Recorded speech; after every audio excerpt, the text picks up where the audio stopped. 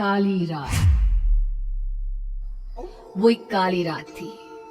स्याह काला अंधेरा, इतना घना कि आंखें फाड़ फाड़ कर देखने के बाद भी चारों तरफ सिर्फ अंधेरा नजर आता था। सन्नाटे को चीरती थी तो बस हवा के चलने की सरसराहट, जो इस बेहद वीरान और खौफनाक माहौल को पूरी तरह साथ दे रही थी। ऐसी भयानक काली रातों में कुत्तों के भौंकने की आवाजें अक्सर सुनाई दी जाती है, लेकिन उस रात में कुछ अलग था, बहुत कुछ ज्यादा सनसनीखेज।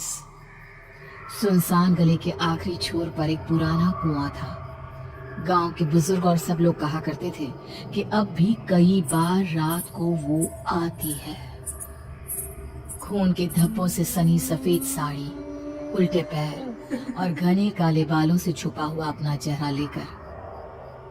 गांव के कई लोग कहते हैं कि उन्होंने आधी रात को कई बार उसे वहां भटकते हुए देखा है, और हर बार वो उसी रात आती थी जिस रात आसमान में चंद्रमा नहीं होता था, जिस रात पूरा गांव काले अंधेरे से घिरा हुआ होता था।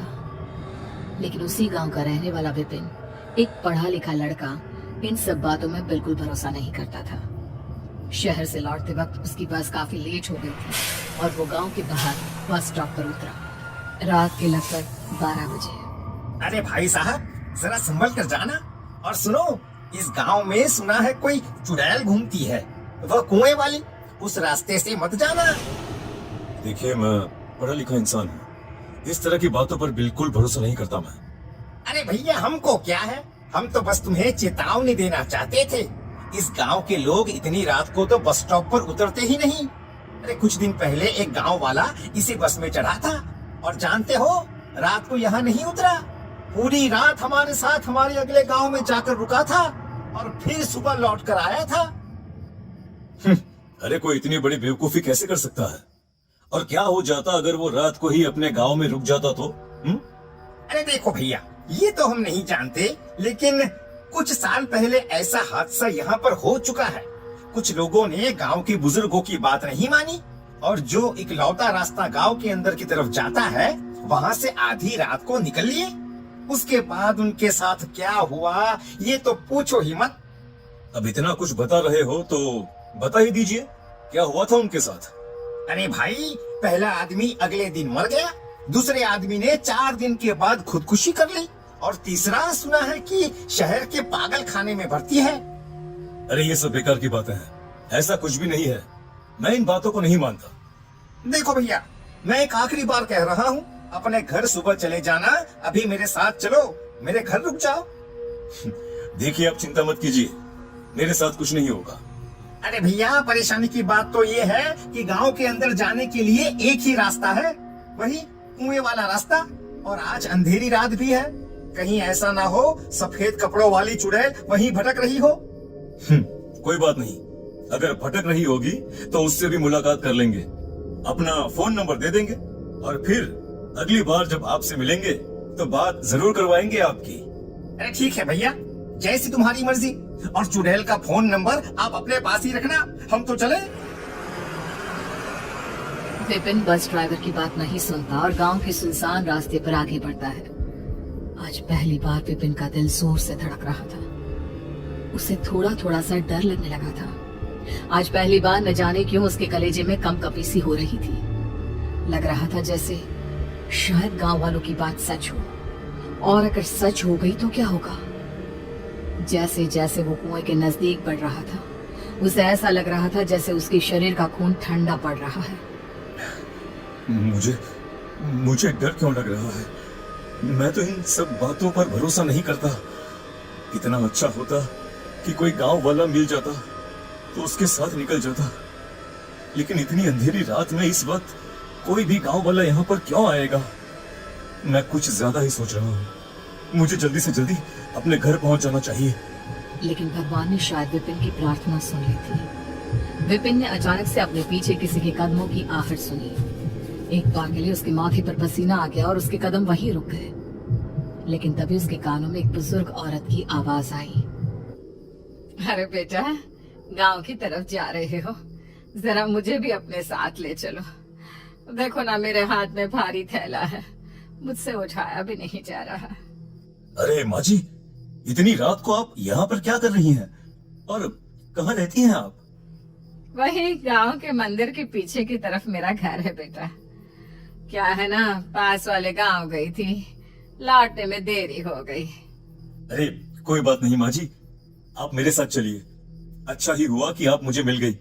पता नहीं क्यों पहली बार आज मुझे इस रास्ते से गुजरने में मुझे डर लग रहा था। लाइए लाइए, आपका थैला मुझे दीजिए। भगवान तुम्हारा भला करे।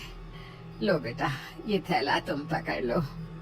विपिन उस बुजुर्ग औरत का थैला उठाकर उसके पीछे पीछे चलने लगता है। जैसे ही वो दोनों उस कुएं के नजदीक पहुंचते हैं, अचानक से कुएं से किसी की आवाज आती है। मैं तुम्हारा ही इंतजार कर रही थी, कहाँ थे तुम? बेटा जल्दी चलो, मुझे लग रहा है उस डायन के आने का वक्त हो चुका है। अगर हम यहाँ से सही वक्त पर नहीं निकले तो हम दोनों को खा जाएगी। क्या हुआ माँ जी, क्या हुआ? क्या आपने भी वही आवाज सुनी जो अभी अभी मैंने सुनी थी? हाँ तुम ठीक कहते हो, वो आवाज मुझे भी सुनाई थी। अब जल्दी चलो, हम यहाँ से जल्दी निकलते हैं बेटा। बुजुर्ग औरत तेज कदमों से आगे की तरफ चलने लगी। विपिन भी उसके पीछे पीछे चल पड़ा। कुछ ही देर में वो दोनों उस कुएं से काफी आगे निकल गए।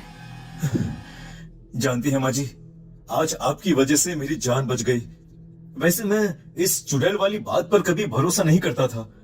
गांव के लोग बोलते थे कि यहाँ पर एक भूतनी घूमती है, लेकिन मुझे लगा वो सब झूठ है। लेकिन आज इस बात पर मुझे भरोसा हो गया। मैंने खुद उसकी आवाज सुनी है। अरे बेटा, गांव के लोग जो भी कहते हैं ना, वो सब सच कहते हैं। चलो, हम तो वहां से बचकर निकल आए। अम्मा जी, आपका घर आ गया। हाँ बेटा, यही मेरा घर है। ये थैला तुम यहाँ रख दो, अंदर आओ, थोड़ा पानी पीकर चले जाना। नहीं नहीं माँ जी, 12 बजे से ऊपर टाइम हो गया है, मुझे अब चलना चाहिए। देखिए काफी रात भी हो गई है, घर वालों को चिंता हो रही होगी। अरे बेटा, एक गिलास पानी पीकर जाने में क्या बुराई है। और वैसे भी तुम कितनी बुरी तरह से डर गए थे। इतनी रात में अकेले जाओगे तो डर जाओगे ना बेटा। नहीं डरूंगा माँ जी, और वैसे भी मेरा घर अगली गली में ही है, मुझे उस कुएं के पास से नहीं जाना है। बड़े बूढ़ों की बात मान लेते हैं, पानी पियो और फिर चले जाना। अच्छा ठीक है माँ जी, अगर आप कहती हैं तो मैं यहाँ रुककर पानी पी लेता हूँ। मैं यहीं आंगन में खाट पर बैठा हूँ, आप मेरे लिए पानी ले आइए। वो बुजुर्ग औरत धीरे धीरे कदमों से चलते हुए घर के अंदर जाती है और कुछ ही देर के बाद विपिन को अपने कानों में घुंघरुओं की आवाज सुनाई देती है। वो जैसे ही नजर उठाकर सामने देखता है तो एक लाल साड़ी पहनी हुई खूबसूरत सी लड़की सर पे घूंघट ओढ़ के उसकी तरफ चली आ रही थी। उसके हाथ में पानी का गिलास था। ये लीजिए, पानी पी लीजिए। आप कौन हैं? मेरा नाम रूपाली है। आप कितनी खूबसूरत लग रही हैं इस लाल साड़ी में। मैं आपका चेहरा देखना चाहता हूँ। और वो माँ जी, वो कहाँ चली गई? आप उनकी बेटी हैं क्या? आपको इन सब बातों से क्या लेना देना? अभी पानी पी लीजिए। इतना कहकर रूपाली जैसे ही अपना हाथ आगे बढ़ाती है, विपिन का हाथ उसके हाथ से टच हो जाता है। विपिन अब अपने आप पर कंट्रोल नहीं कर पा रहा था। वो रूपाली की खूबसूरती में जैसे खोता जा रहा था। वो जल्दी से जल्दी रूपाली का चेहरा देखना चाहता था, इसलिए पानी का गिलास एक तरफ रखकर वो अपनी जगह से उठ खड़ा हुआ। उसने अपना हाथ रूपाली के घूंघट की तरफ बढ़ाया, जिस पर रूपाली कुछ कदम पीछे हट गई। अरे अरे, डरो मत, मैं तुम्हारे साथ कुछ गलत नहीं करना चाहता। मैं तो बस एक बार तुम्हारा चेहरा देखना चाहता हूँ। तुम जो करना चाहते हो वो यहाँ नहीं हो सकता। उसके लिए तुम्हें मेरे साथ इस घर से बाहर चलना होगा। अरे लेकिन क्यों? ओ समझ गया, वो तुम्हारी अम्मा है इस घर में। शायद इसलिए तुम्हें उनसे डर लग रहा है। अरे वाह, तुम तो बहुत समझदार हो। चलो मेरे साथ आओ। बिना कुछ सोचे समझे विपिन रूपाली के पीछे पीछे चल पड़ता है। रूपाली विपिन को उसी कुएं के पास ले जाती है जहाँ पर अक्सर वो सफेद साड़ी वाली भूतनी घुमा करती थी। अरे तुम इस वक्त मुझे यहाँ पर क्यों लेकर आई हो? क्या तुम जानती नहीं ये जगह बहुत खतरनाक है? जानती हूँ, लेकिन पता है डर की वजह से इतनी रात को यहाँ पर कोई नहीं आता। तुम और मैं आराम से यहाँ बैठकर बातें कर सकते हैं। मुझे बस एक बार तुम्हारा चेहरा देखना है। अच्छा ठीक है, फिर अपनी आंखें बंद करो मैं अपना घूंघट हटाती हूँ। विपिन ने अपनी आंखें बंद की। अब अपनी आंखें खोलो। विपिन ने जैसे ही अपनी आंखें खोली उसने देखा कि उस लड़की का पूरा शरीर एक जवान लड़की की तरह खूबसूरत था, लेकिन उसका चेहरा ठीक वही था जो उस बुजुर्ग औरत का था। ये देखकर विपिन जोर से चीखने लगा। नहीं, क्या क्या है ये सब? और कौन हो तुम? वो लड़की बिना कुछ कहे विपिन के सामने ही उस कुएं में कूद गई और विपिन पागलों की तरह उसे आवाज लगाता रहा। वो पूरी रात वहां बैठकर आवाज लगाता रहता है। धीरे धीरे सुबह होती है और विपिन को इस हालत में देखकर गांव के लोग वहां इकट्ठा हो जाते हैं।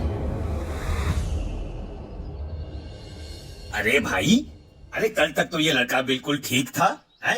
अरे क्या हुआ है इसे? विपिन अजीबोगरीब हालत में कुएं की मुंडेर पर बैठकर कुछ अजीब से शब्द बड़बड़ा रहा था और लगातार किसी को आवाज दे रहा था। अरे भाई, मुझे तो लगता है कि वो चुड़ैल फिर से जिंदा हो गई है। उसकी वजह से ही इस लड़के की ऐसी हालत हुई है।